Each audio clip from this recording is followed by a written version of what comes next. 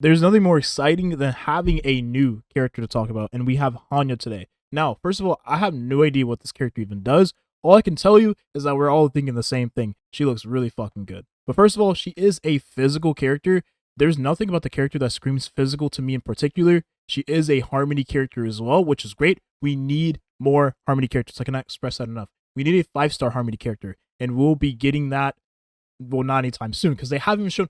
Why have we not gotten a Harmony 5-star limited? Anyways, let's get on with the video. First of all, I think she's going to be a supporter character. I don't see her being a DPS because we already have 4-star Shu Sheng, which is, a physical character, and one that we got for free at that. So I can't imagine her being a damage dealer. She seems like she's going to be a buffer. Maybe she is tied with Erudition, what's his name, Argenti, we went over in the previous video, which makes a lot of sense because, well, Lynx was pretty good paired with Fu Xuan. And in the past, we've had characters like, for instance, well, actually, that's like the first instance of that happening. So this will probably be the second instance where the 4-star enhances the 5-star character. Think of Kujo Sara and Raiden Shogun from Genshin Impact. I see this being the same exact scenario because she is a Harmony character, which is primarily known as the buffer class.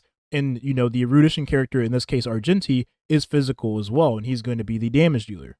So it didn't cross my mind that Yukong was already in the game, and she is a very strong 4-star imaginary character to pair alongside your imaginary damage dealers. A character like a character like Denham BB2 has grown a lot with a character like Yukong enhancing his performance in the team compositions. Now, Harmony characters are some of the best characters in the game. I would go as far as say they are the leading cast of characters in the game personally, because you're always going to have a Harmony character in your team comp. Even in dot teams, for instance, we didn't think that a character like Bronya would work well with a character like Kafka, but when the release of Kafka happened, we later found out that those two have unmatchable synergy. Now, the thing is, Yukong buffs primarily imaginary, but she still works with the rest of the characters in the game. She gives your characters crit rate, she gives your characters crit damage, attack, and imaginary damage boosting capabilities. Now, if your character is not imaginary, of course, you don't take advantage of that damage boost. And she gives a further damage boost to the imaginary element with light cones like Planetary Rendezvous.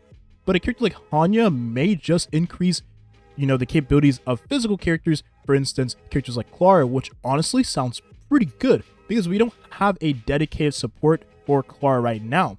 Now, of course, she probably will just be tailor-made for a character like Argenti, but if she's able to buff all the physical characters in the game as well, I mean, that's killing 3 birds with 1 stone, right? Asta is an amazing 4-star character because she enhances the performance of everyone in the team with attack, buffing, and speed, but she also increases the fire damage that all the allies do in the party, including herself. The buff she provides is unimaginable for fire characters because you cannot get those buffing capabilities from any other Harmony character currently. A character like Ting Yun is very valuable, but the thing is, she's not on the same playing field as a character like Asta for the fire teams and a character like Yukong for the imaginary teams. Ting Yun does give your ally energy, which is extremely valuable because that means you have more DPS uptime because you'll be using your ult much more consistently. And for some characters like Jing, for instance, she is pretty much tailor-made for that character. I mean, enabling him to always use his ultimate allows him to get more stacks for his Lightning Lord, which results in more damage. So these two characters are tailor-made, but it wasn't something I'm sure the developers had in mind. It just so happened that she was a character that was paired nice with him. If we ever do get a character in the future that is able to buff lightning characters primarily, then a character like Ting Yun wouldn't be as valuable in those team comps. And last but not least, Bronya. She's a character I have to talk about every single video because she is a universal buffer. Now, Hanya could be a 4-star Bronya for all we know. She could be a universal buffer just like Bronya, and I think that'll be very valuable because aside from getting lucky and pulling Bronya, you have no other way of getting the character other than spending 300 pulls on the standard warp. And for most players, you're probably not even close to that point yet. So having a 4-star version of Bronya would be pretty good. But Bronya is able to increase the damage of every single element in the game because her buffs counts as damage boost depending on the element of the wearer. Well, in the instance of Honkai Star Rail, it actually gives you the element damage boost for every single element when you use these skills from Bronya. A little fun fact you probably didn't know. As said earlier in the video, Planetary Rendezvous is going to be very good on Hanya for physical teams. I'm pretty sure we can all agree with that. Having a light cone be able to give increased damage for the element that the wearer is using, in this case physical, is going to be very valuable for characters like Clara, Su Sheng, and Argenti, because I'm sure she probably is tailor-made for that character. A pretty solid universal light cone to have on any Harmony character, no matter what team you put him on.